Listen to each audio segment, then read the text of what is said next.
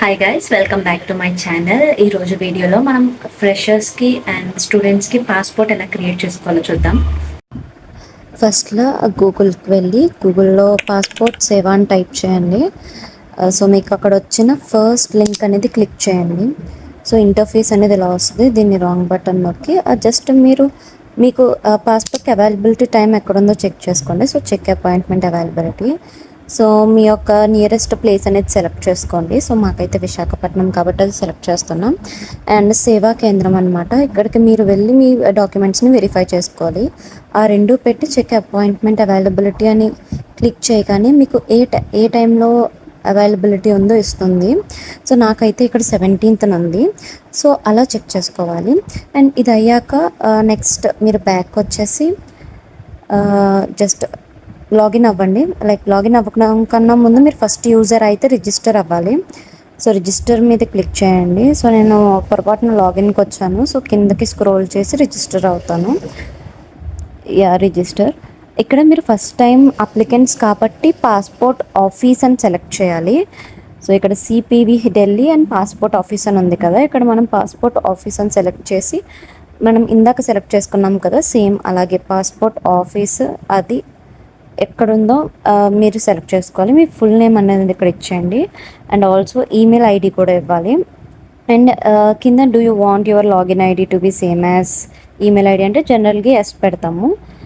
And ఇదంతా అయ్యాక passport అనేది పాస్వర్డ్ అనేది క్రియేట్ చేసుకొని మీరు సైన్అప్ అయిపోవచ్చు. అండ్ సైన్అప్ అయ్యాక మళ్ళీ బ్యాక్ వచ్చి మళ్ళీ లాగిన్ అవ్వాలి.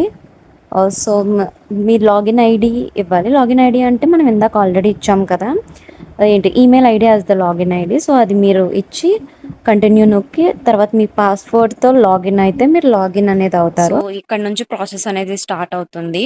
సో ఇక్కడ మనం చూసుకుంటే మనం అప్లయింగ్ ఫర్ ఫ్రెష్ పాస్పోర్ట్ అయితే passport or reissue of passport అయితే అది.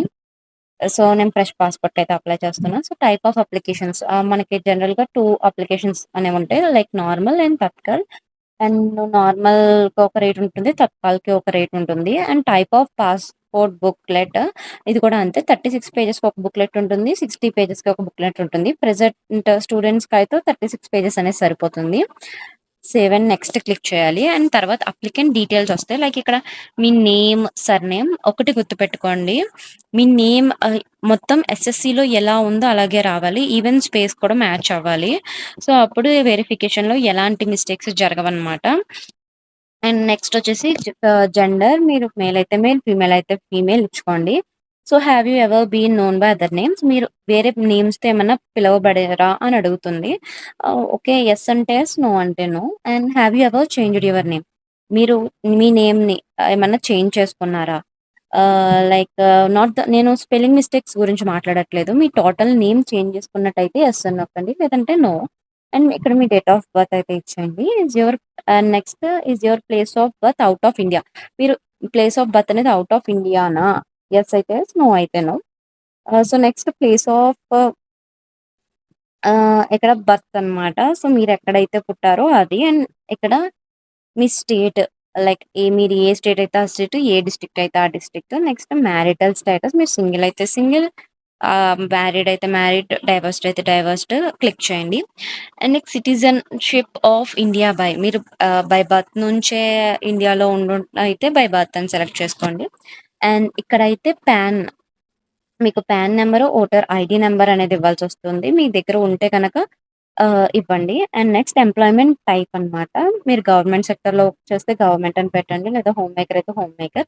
లేదు నేను లైక్ స్టూడెంట్గా 4th ఇయర్ అయిపోయింది, ప్రెసెంట్ జాబ్ కోసం సెర్చ్ చేస్తున్నాను అంటే నాట్ ఎంప్లాయిడ్ అని పెట్టండి.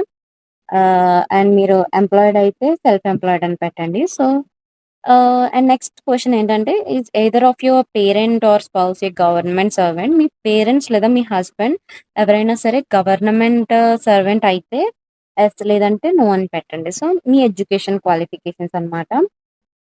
సో ఇక్కడ మీ ఎడ్యుకేషన్ క్వాలిఫికేషన్స్ పెడితే ఇక్కడ ఆటోమేటిక్గా కింద నాన్ ఈసీఆర్ అనేది మీకు అప్లికబుల్ కాదా అని చెప్తుంది. సో మీరు దీన్ని పెద్ద పట్టించుకో అవసరం లేదు.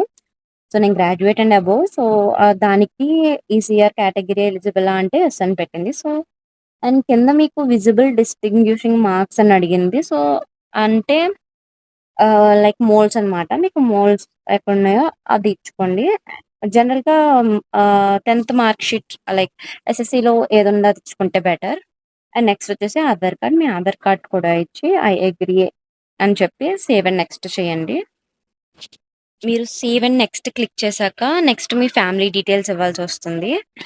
ఇక్కడ మీ మదర్ నేమ్ ఆర్ మీ ఫాదర్ నేమ్ అండ్ సర్‌నేమ్, మీ మదర్ నేమ్ అండ్ సర్‌నేమ్ మీ ఎస్ఎస్‌సిలో ఎలా ఉందో వాళ్ళ నేమ్స్ అలా ఇచ్చేయండి. ఎవరైనా లీగల్ గార్డియన్ నేమ్ ఉంటే వాళ్ళది కూడా ఇచ్చేసి సేవ్ అండ్ నెక్స్ట్ క్లిక్ చేయాలి. అండ్ నెక్స్ట్ వచ్చేసి అడ్రెస్ ప్రూఫ్ అనమాట. దీంట్లో మాత్రం చాలా జాగ్రత్తగా ఉండాలి. బికాజ్ ఈ అడ్రెస్ ప్రూఫ్ అనేది కరెక్ట్‌గా ఉండాలి. ఎందుకంటే తర్వాత పోలీసులు వెరిఫికేషన్‌కొచ్చేటప్పుడు మీ అడ్రెస్ అనేది మ్యాచ్ అవ్వాలి. అండ్ ఇక్కడ is your present address out of India? Yes అయితే యెస్, నో అయితే నో ఇవ్వండి. మీ హౌస్ నంబర్, స్ట్రీట్ నేము. మీరు అడ్రెస్ ఎలా ఉండాలి అంటే సపోజ్ మీరు ప్రూఫ్ ఆఫ్ అడ్రెస్ పెడతారు కదా! లైక్ నేనైతే ఆధార్ కార్డ్ పెట్టాను. అలా ఆధార్ కార్డ్‌లో ఉన్న అడ్రెస్ ఇక్కడ ఇవ్వాలి. సో, అలా ప్లాన్ చేసుకోండి. అలా మొత్తం అన్నీ ఫిల్ చేసి, మీ మొబైల్ నంబర్ ఫిల్ చేసి, ఈమెయిల్ ఐడీ ఫిల్ చేసి, ఒకవేళ మీది పర్మనెంట్ అడ్రెస్ కాదు, మీది రెంట్ హౌస్ అనుకోండి. ఈ కింద చూడండి ఈస్ పర్మనెంట్ అడ్రెస్ అవైలబుల్ అని అంటే ఐ మీన్ మీది రెంట్ హౌస్ అయితే నో క్లిక్ చేయండి. లేదంటే యెస్ క్లిక్ చేయండి. అప్పుడు మీ పర్మనెంట్ అడ్రెస్ అనేది ఇవ్వండి. ఇక్కడిచ్చే అడ్రెస్ మాత్రం మీ పోలీస్ అనేది వెరిఫికేషన్‌కొస్తారు కదా! సో, మీరు ప్రెజెంట్ ఉన్న అడ్రెస్ మాత్రమే ఇవ్వండి. సో, రెంటెడ్ హౌస్‌కేంటంటే ప్రూఫ్ ఆఫ్ లైక్ ప్రూఫ్ కింద లాస్ట్‌లో కరెంట్ బిల్లు, గ్యాస్ బిల్ ఇలా పెట్టమంటారు. కానీ అక్కడికి వెళ్ళాక కరెంట్ బిల్ అనేది యాక్సెప్ట్ చేయరు. మీకేం కావాలంటే గ్యాస్ బాండ్ కావాలి.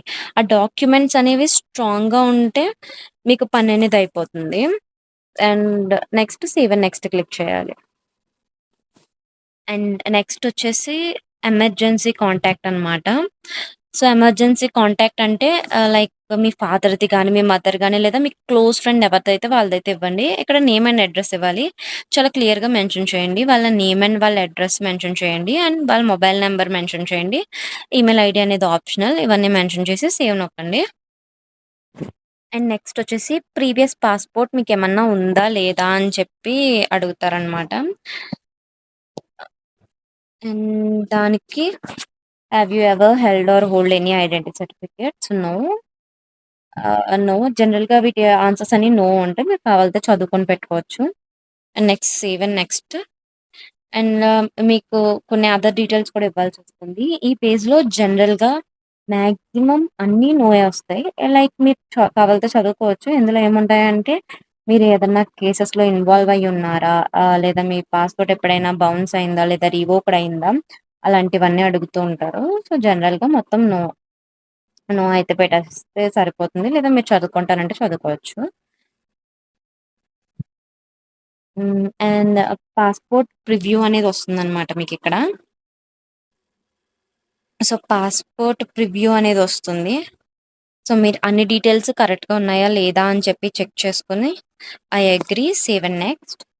సో, ఇక్కడ డీటెయిల్స్ అయితే వెరిఫికేషన్ జరుగుతుంది. యాహ్! సో, వెరిఫికేషన్ అనేది జరుగుతుంది. Proof of birth. మీరు ప్రూఫ్ ఆఫ్ బర్త్‌కి ఏమివ్వాలి లైక్ బర్త్ సర్టిఫికేట్ ప్రూఫ్ కింద పెట్టుకోవాలంటే అది, లేదా driving licence, election photo identity card ఇవన్నీ ఉన్నాయి. నన్నడిగితే ఒక స్టూడెంట్ అండ్ ఫస్ట్ అప్లికెంట్స్‌గా ఎస్ఎస్‌సి మార్క్స్ అనేది బెస్ట్ అని చెప్తాను. సో, దాని తర్వాత గ్రాంట్ డీజీలాకర్ యాక్సెస్ మీరివ్వచ్చు, ఇవ్వకపోవచ్చు. ఒకవేళ మీరు డీజీలాకర్ యాక్సెస్ ఇవ్వలేదు అంటే, మీ ఒరిజినల్స్ అన్నీ లైక్ మీరిక్కడ ప్రూఫ్ కింద ఏమిస్తారో, ఆ ఒరిజినల్స్ అన్నీ మీరు సెంటర్‌కయితే పట్టుకెళ్ళాల్సొస్తుంది. ఆఫ్‌కోర్స్ మీరు డి యాక్సెస్ ఇచ్చినా సరే ఎస్ఎస్‌సి అనేది మ్యాండేటరీ. ఎస్ఎస్‌సి అండ్ ప ఆధార్ కార్డ్ అనేది మ్యాండేటరీ అనమాట. ఇక్కడ చూడండి proof of present residential address. ఇదైతే పర్మనెంట్ అడ్రెస్ ఉంటే లైక్ మీరుండే అడ్రెస్ ఆధార్ కార్డ్‌తో మ్యాచ్ అయితే ఆధార్ కార్డ్ అని క్లిక్ చేసుకోండి. లేదు మీరు ఉండే అడ్రెస్ గనక మ్యాచ్ అవ్వట్లేదు అనుకుంటే మీరు మిగతావి ఉంటాయి కదా! ఇన్‌కమ్ టాక్స్ అని లైక్ రెంట్ హౌస్‌కి రెంట్ అగ్రీమెంట్ అలాంటివేమైనా సెలెక్ట్ చేసుకోండి. And next proof of ECNR. దీనికి కూడా ది బెస్ట్ ఏంటంటే school leaving certificate or secondary certificate. Sorry. Matriculation or higher education pass certificate అదే ప్రూఫ్ అవుతుంది. అండ్ అవన్నీ చూసుకొని ప్లేస్ సెలెక్ట్ చేసుకొని డేట్ ఆఫ్ బర్త్ సెలెక్ట్ చేసుకొని ఒకసారి మీరు ప్రివ్యూ చూడాలనుకుంటే ప్రివ్యూ చూడి సబ్మిట్ కొట్టేస్తే అప్లికేషన్ అనేది అయిపోతుందన్నమాట. నెక్స్ట్ మీరు మా పే అండ్ షెడ్యూల్ అపాయింట్మెంట్ని షెడ్యూల్ చేసుకోవచ్చు. అండ్ మీ అప్లికేషన్ రిపోర్ట్ని ప్రింట్ కూడా చేసుకోవచ్చు. Pay and schedule appointment click చేస్తే మీకు అవైలబుల్ డేట్లో మీరు అనేది అపాయింట్మెంట్ అనేది ఫిక్స్ చేసుకుని మనీ పే చేయాలి.